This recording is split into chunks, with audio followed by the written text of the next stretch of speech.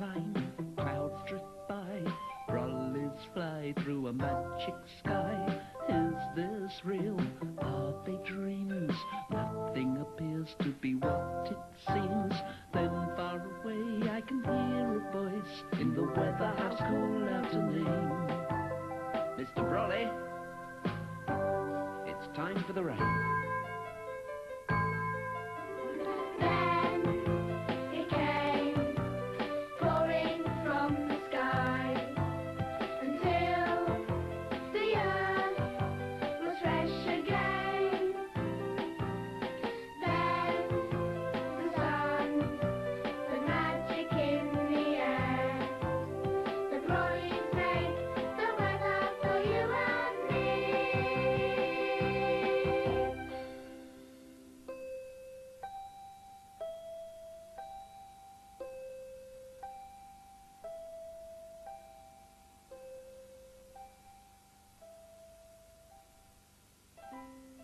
Harry was trying to go to sleep, but no sooner had he closed his eyes than he opened them again. Tucked up beside Harry in bed were his toys, Elephant and Hippo. Snake, as always, lay on the rug by the door, and Bird was perched on the chest of drawers. Harry stared down at his patchwork quilt. It was different from other quilts. Instead of flowery scraps of material, it was made of little embroidered pictures of rainbows, stars and planets, clouds, and great flashes of lightning in a dark and stormy sky. It had been made a long, long time ago. On the wall hung Harry's weather house.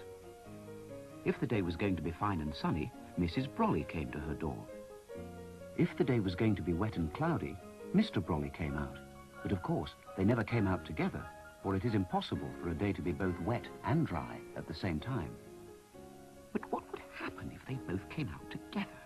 Wondered Harry, and he sat up and stared at the weather house. As he stared, the doors seemed to grow larger. His bed grew smaller, and he found himself at the entrance of the weather house. A light was shining from the door, through which Harry could see Mr. Brolly no longer fixed to his wooden stand, but moving freely about the room.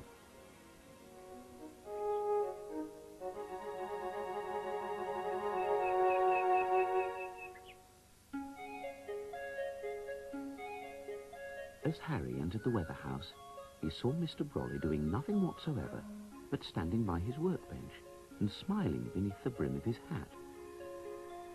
"I'm conjuring up the spring, my boy," he said. "Any moment now it will arrive in one glorious burst of flowers, birds and bees. 1, he said. 2, he went on, opening an eye and smiling at Harry. 3. A single flower in a pot suddenly appeared on Mr. Brolly's workbench. It was a very timid-looking little flower, and it hid amongst its leaves like someone who has been awakened too early and who wishes nothing more than to be allowed to snuggle back under their bedclothes. Mr. Brolly picked up the pot plant and looked at it. "Where are the rest of you, eh?" he said. The little flower hung its head. "Please, sir," it said, "they're still asleep, sir. There's only me, sir." It was exactly like a small schoolboy being questioned by a teacher. "You were supposed to be a glorious bunch of blooms, Wilkins," said Mr. Brolly. "However, since there's only you, we must do our best." "Wilkins?" said Harry. "You can't have a flower called Wilkins." At this, both Wilkins and Mr. Brolly turned their heads and looked at him. Harry laughed, for this was one of the nicest things about the weather house, the way that silly and absurd things became quite ordinary, like there being flowers who could speak and who answered to the name of Wilkins. "Come along," said Mr. Brolly. "Wilkins here is going to impersonate a whole bunch of flowers, aren't you, Wilkins? A token of spring to give to Mrs. Brolly." "But it isn't spring, Mr. Brolly," said Harry. "Look." Outside, the garden showed a bleak and icy scene. "My boy, said Mr. Brolly. "This sort of thing will go on forever if one lets it.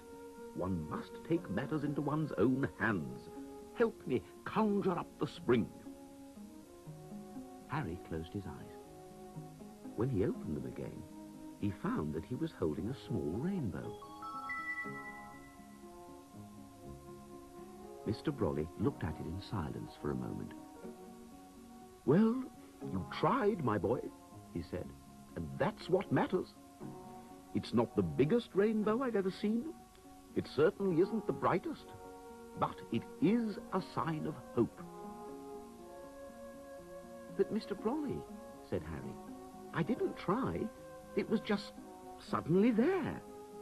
"Well, that's what I like about spring," said Mr. Brolly. "The suddenness of everything. Suddenly there's sunshine. Suddenly there's rain. Suddenly there's a rainbow. And suddenly," he went on, as his hat began to bob up and down on his head, "there's a thundercloud under one's hat." He tried to look pleased about this. "Oh, the silliness of spring," he said, holding on to the brim of his hat. "Leaping lambs, mad March hares." But it was as if his hat had a life of its own. Thunder rolled. Lightning flashed. At last, Mr. Brolly took his hat off. The small black thundercloud sat on his head for a moment, as if wondering what to do. Then it began to roll about the room, looking for the best place in which to have a really good thunderstorm. Being newly made, it found the whole thing very exciting, and it made a great deal of noise, considering what a very small cloud it was. "Blip," it said. "Blop." Mr. Brolly seemed not at all surprised by this. "I'm afraid he's not quite the thing," he said to Harry in a whisper. "He certainly isn't a proper thundercloud." At this, the little thundercloud hurtled across the room, knocked Mr. Brolly's hat to the ground, and threw a small thunderbolt inside. "Blip," it said, and made off to the kitchen with all speed, where Mrs. Brolly was sleeping in her chair. The little thundercloud bounced into Mrs. Brolly's lap and lay there quietly for a moment. "Blippy," it said hopefully. When Mrs. Brolly didn't wake, it drifted up to her shoulder and murmured, "Bloop," softly in her ear. Then it hovered over her head and rained down on her as hard as it could. Mrs. Brolly awoke with a start. At this moment, Mr. Brolly came into the kitchen, carrying Wilkins. "I'm trying to make the spring, my dear," he said, "and I've brought you this lovely flower." Mrs. Brolly sniffed. "Oh, all you've done, Brolly," she said, "is create a small storm cloud, which has thoroughly soaked me and a rather weedy little plant." At this, Wilkins looked very sad, and a tear ran down his petals. "Oh, do buck up, Wilkins," said Mr. Brolly, still hoping that the little flower might become a big bunch of blooms. The little flower seemed to be trying as hard as it could, until the thundercloud dashed across the room and had its noisiest storm yet, all over Wilkins. Wilkins lay down in the pot, now thoroughly soaked. And at this, the little thundercloud fell silent. "Worry," it said. "He says he's sorry," said Harry. Mr. Brolly patted the little cloud absent-mindedly. "There, there," he said. "I accept your apology." "Plop," said the little cloud, and it floated slowly towards Mr. Brolly's hat, which Mrs. Brolly had placed upside down on the kitchen table. But Mr. Brolly did not notice this. "I've tried so many times to make the spring come early," he said. "Once I wrote a letter to every child in the world explaining exactly how it was done, but nothing happened.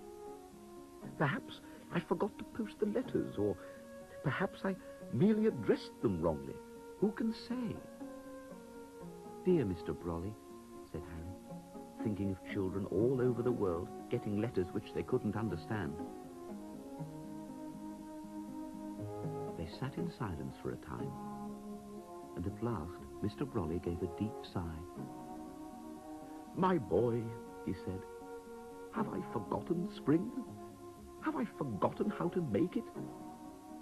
A tear rolled down his cheek. No, cried Harry, don't be sad, Mr. Brolly. Try to remember what you put in your letter. What did it say?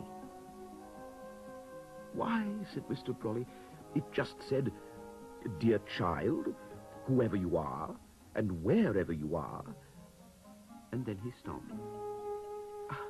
I just can't remember, he said. Never mind, Brolly, said Mrs. Brolly. Put your hat on and try again another day. Mr. Brolly put on his hat. Water cascaded down over his face and shoulders, but he seemed not to care. Harry and Mrs. Brolly looked at one another, and then they both smiled, and then they giggled, and then everyone began to laugh. Even Wilkins perked up in his pot. Mr. Brolly removed his hat, took out the little thundercloud, and gave it to Mrs. Brolly. "Worry," it said, as she tucked it away in her bag, where it went to sleep on the patchwork quilt. "You're too impatient, Brolly," said Mrs. Brolly. "The spring doesn't happen all at once." But who makes the spring? Asked Mr. Brolly. Is it you? Or is it me? "It's both of us," said Mrs. Brolly, putting her arms around him. "We make the spring together." Sunshine and showers. Tears and laughter. That's what the letter said, cried Mr. Brolly. Now I remember. It said, dear child, think of these things. Think of sunshine and love. And at this, the little flower, sitting in his pot on the table, burst into a whole bunch of blues. Oh, well done, Wilkins, said Mr. Brolly. Well done. Leaving them happily arm in arm, Harry went to the window, and he saw the winter garden with the bare trees. "Oh, I wish it was spring," he whispered to himself, for the winter had seemed very long. But when he looked again, he saw the tips of green leaves making their way up through the cold, hard ground. "Oh, Mrs. Brolly," he said. But when he turned from the window, he no longer saw Mr. and Mrs. Brolly sitting in their warm kitchen. He was in his own bed, under his patchwork quilt. Raindrops rattled against the window, but a moment later the sun shone brightly, and first Mr. Brolly and then Mrs. Brolly appeared in turn at the doors of the weather house. Looking at them, Harry smiled,